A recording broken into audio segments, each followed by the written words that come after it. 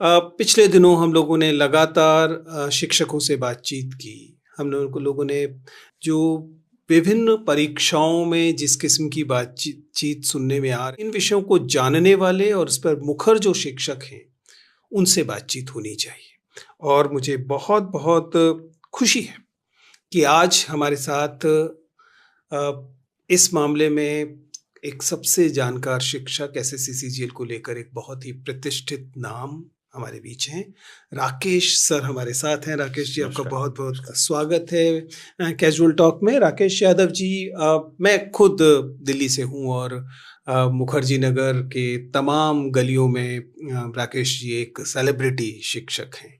और हाल फिलहाल में पिछले 10 सालों में इस क्षेत्र का परीक्षा के की जो पूरी उद्योग है, उसका जो चरित्र बदला है, जिसमें कि यूपीएससी की बजाय एसएससी एक प्रमुख जगह हो गई है, एक परीक्षा हो गई है। और उसके सबसे लोकप्रिय शिक्षकों में से एक राकेश जी साथ में हैं और क्यों ना हम उनसे सीधी बातचीत करें। मुख्यतः हम लोग बातचीत करेंगे इस एसएससी वाली चीज़ को लेकर, लेकिन सबसे पहले हम राकेश जी आपका स्वागत करते थैंक हैं और बातचीत शुरू करते हैं कि आपकी यात्रा, यह शिक्षक होने की यात्रा और इतना लोकप्रिय शिक्षक होने की यात्रा, इसके विषय में कुछ बताइए हमारे दर्शकों। सर, मैं पहले तो गवर्नमेंट जॉब करता था, दिल्ली गवर्नमेंट में मैं टीचर था। लेकिन 2011 में मैंने यूपीएससी की तैयारी करने की सोची थी, जब मैं बहुत अच्छे से सेटल हो गया था, मेरे बच्चे भी थे, शादी भी हो गई थी। तो किसी एक इंसिडेंट की वजह से मुझे लगा कि मुझे भी आईएएस बनना चाहिए। तो 2011 में मैंने आईएएस की कोचिंग ली, विकास सर के यहाँ दृष्टि में। और मात्र 2 महीने में मैंने उस कोचिंग को छोड़ दिया, क्योंकि मुझे लगा कि मेरे अंदर वो स्टूडेंट नहीं है, बचा, अब खत्म हो गया। उसके बाद फिर ये सोचा कि वो जमा-जमाया सेटअप कैसे छोड़ें? अब वो छोड़ के आए हैं तो उसको वापसी कैसे जाएँ? तो फिर ये सोचा कि कॉम्पिटिशन को पढ़ाना ही शुरू करते हैं स्कूल के बाद। और उस समय एसएससी में एक एडवांस मैथ का पोर्शन अलग से आया था, जो हम पढ़ाते ही थे। स्कूल में वही पढ़ाते थे।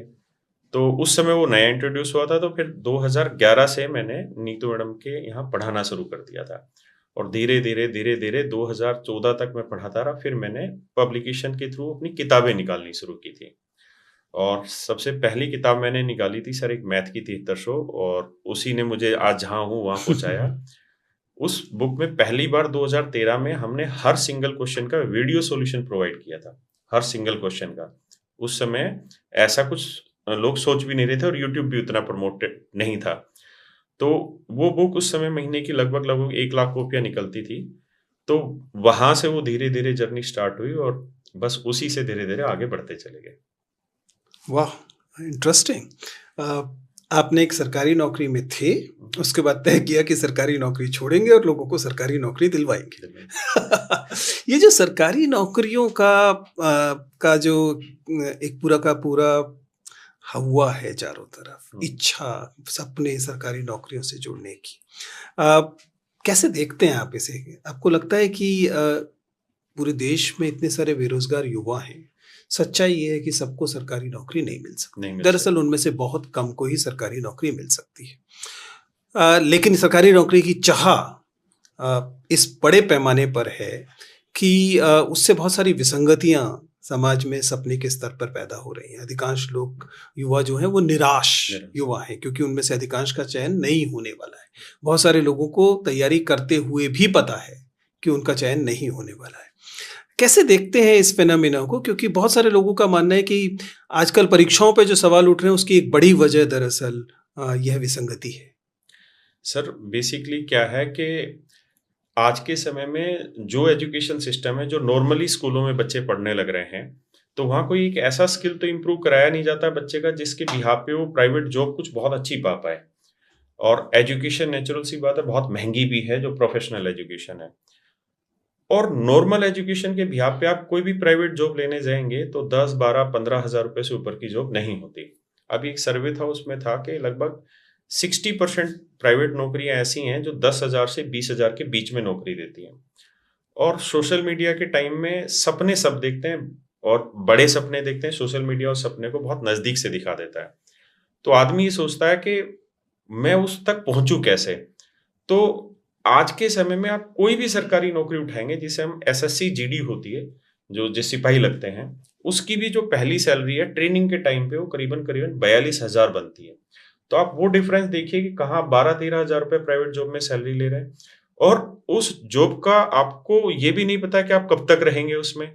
और चूंकि आपने कोई स्किल सीखा नहीं है स्कूलिंग में या कॉलेज में कि कोई एक ऐसा स्किल सीखा जिसके भी आप आगे आप काम कर पाए, तो वहां पे हर गरीब माँ बाप को और हर गरीब बच्चे को अपने सपने सच्चे करने के लिए एक ही रास्ता दिखता है, सरकारी नौकरी पकड़ो। और सरकारी नौकरी के थ्रू वो इजीली धीरे धीरे अपने सारे सपने साकार कर सकता है। इसलिए सरकारी नौकरियों का जो क्रेज है वो आज बहुत ज्यादा है, और आने वाले टाइम में ये और तेज गति से बढ़ने वाला है। और इसका और ज्यादा फर्क कोविड टाइम में भी सबको पता चला। कोविड टाइम में कितने प्राइवेट जॉब करने वाले लोग घर बैठ गए, और कितने प्राइवेट नौकरी वालों की कितनी बुरी परिस्थितियों से उनको गुजरना पड़ा। तो गवर्नमेंट जॉब ना केवल सैलरी के लिए बल्कि एक श्योरिटी के लिए भी है, आपका सोशल स्टेटस भी इंप्रूव होता है उससे।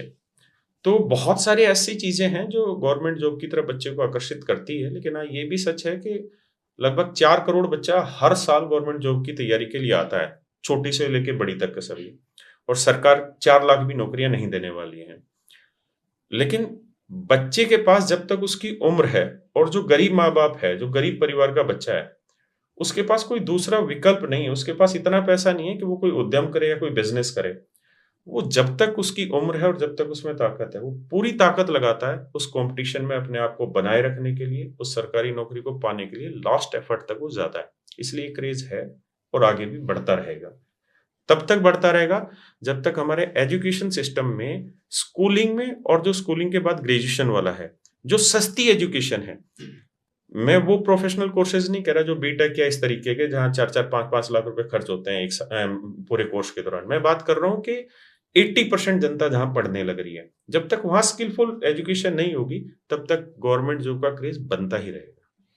लेकिन अब मतलब बहुत वैलिड सवाल उठा रहे हैं, और हम लोग इस बात पर बार-बार हम लोग चर्चा करते रहे हैं कि जो हमारे पब्लिक फंडेड एजुकेशन है, जो सार्वजनिक शिक्षा प्रणाली है, उसमें जो शिक्षा मिल रही है, क्या वह शिक्षा एम्प्लॉयबल यूथ को इस मार्केट में भेज पा रही है या नहीं? या फिर सभी लोग केवल जैसे-तैसे एक डिग्री हासिल करना और उसके बाद इन परीक्षाओं की तैयारी के युद्ध में कूद पड़ना।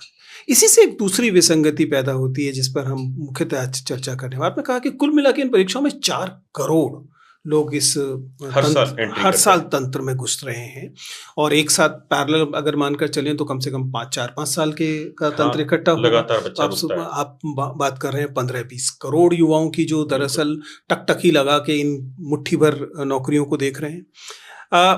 ऐसे में स्वाभाविक तौर पर सफलता की इतनी कम संभावना आशंकाओं को भी जन्म देती है। बिल्कुल। जैसे ही एक परीक्षा होती है, उस परीक्षा में अगर कोई भी संदेह का बिंदु छूटता है तो लोगों को लगता है कि मानो उनके खिलाफ कोई षड्यंत्र हो ही रहा है। आपको क्या लगता है, अगर हम स्पेसिफिकली इस बार के एसएससी सीजीएल के जो परिणाम को देखें, क्या वास्तव में एक स्कैम है, या ये इन्हीं आशंकाओं से पैदा हुआ केवल भय है जो युवाओं को लग रहा है कि स्कैम है? सर देखिए, चीजों को 2 तरीके से हमें समझना पड़ेगा कि सरकार खुद उस स्कैम में शामिल है या स्कैम हो नहीं रहा। स्कैम तो हो रहा है, इसमें कोई दो राय नहीं। मेरा खुद का पर्सनल ऐसा मानना है कि लगभग जितनी भी वैकेंसी आती है उसमें 80% ही वैकेंसी ऐसी होती हैं जो आपकी ईमानदारी करके लड़ी जाती हैं। 20% पोस्टों पर तो हर बार ऐसा काम होता आया है, ना केवल एसएससी सीजीएल, एमटीएस में ये काम हुआ। अभी थोड़े दिन पहले आपने देखा होगा, पूर्णिया का एक सेंटर है बिहार में, पूर्णिया में, वहां पूरे का पूरा सेंटर इस काम में लिप्त था। और ये केवल एक देखिए, जो चोरी पकड़ी गई वही चोरी नहीं कही जाएगी। बहुत सारी ऐसी चोरी जो हो रही है लेकिन पकड़ी नहीं गई, वो भी एक बहुत बड़ा इम्पैक्टफुल है। अभी बहुत ऐसा बच्चों का भी क्लेम है कि बहुत सारे ऐसे बच्चे थे जब वो एग्जाम दे रहे थे तो उनके अगल बगल में वो बच्चे एब्सेंट थे एग्जाम में, लेकिन जब अभी प्री का रिजल्ट आया तो वो बच्चे एग्जाम में उनका क्लियर हुआ है प्रीलिम्स। तो ऐसा मेरे पास कोई पुख्ता सबूत नहीं है उसका, लेकिन ये बच्चों ने बताया है कि बहुत सारे ऐसे बच्चे थे जो उनके अगल बगल एब्सेंट थे लेकिन एग्जाम में उनका क्लियर हुआ रिजल्ट। दूसरी चीज ये है कि देखिए, जहां प्राइवेट लैब में आपके एग्जाम कंडक्ट कराए जाते हैं, आपसे पहले, आज से करीबन 5 से 6 साल पहले जितने भी एग्जाम होते थे गवर्नमेंट स्कूल या गवर्नमेंट कॉलेजों में होते थे।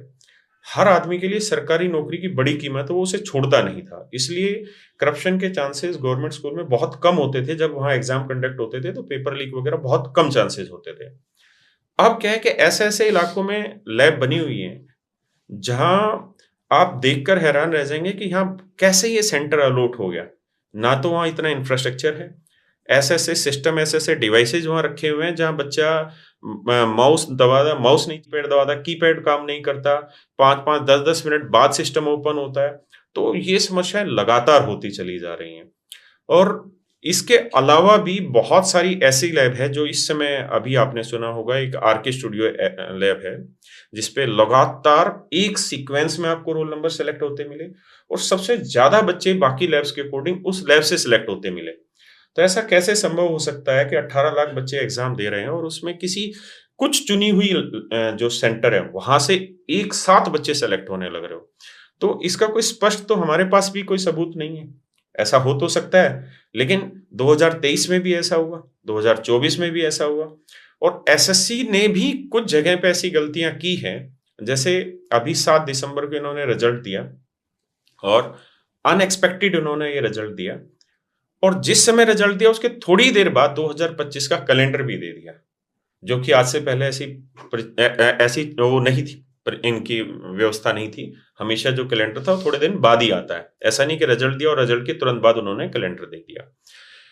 दूसरा, इसमें एक आशंका की वजह ये कि एसएससी मुखर होके अपन कभी भी नहीं रख रही है बच्चों के आगे।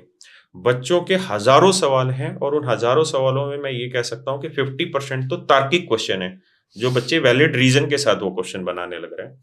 लेकिन एसएससी एक भी सिंगल क्वेश्चन का पब्लिकली जवाब नहीं दे रही है और कई बार जब आप पब्लिकली उस चीज़ का जवाब नहीं देते हैं, तो अपने आप भी बच्चे के दिमाग में वो शक पैदा करता है कि इसके पीछे कारण क्या है। तो मैं ये तो मान रहा हूँ कि स्कैम है, लेकिन मैं इस चीज़ को मानने के लिए अभी पूरी तरह तैयार नहीं हूँ कि इस स्कैम में एसएससी शामिल है। प्राइवेट लैब हैं, जो ये काम लगातार कर रहे हैं, थर्ड पार्टी बहुत सारे लोग हैं जो ये काम करने लग रहे हैं। तो एसएससी इसमें कितने लेवल पे इन्वॉल्व है इसका नहीं पता, लेकिन स्कैम तो हो रहा है। राकेश जी, आपने बहुत गंभीर बिंदु यहाँ उठाए हैं। मुझे लगता है कि शायद दर्शक इसके बारे में और जानना चाहेंगे कि आपका एक तो यह अनुमान या दावा है कि लगभग हर परीक्षा में कम से कम 20% जो है वह ऐसा है जो ईमानदारी से हुई चयन नहीं है। नहीं। यूं 20% लगता है, लेकिन अगर आप 20% को वाकई इस 4 करोड़ की संख्या के हिसाब से देखेंगे, तो आपको समझ में आएगा कि यह विश्वास को दरका देने के लिए बिल्कुल पर्याप्त है। दूसरा, आपने ये भी कहा कि संभव है कि एसएससी औपचारिक तौर पर इसमें शामिल ना हो, लेकिन उसे इस स्कैम को या इन अनियमितताओं को रोकने की जिम्मेदारी स्वाभाविक तौर पर एसएससी की है और एसएससी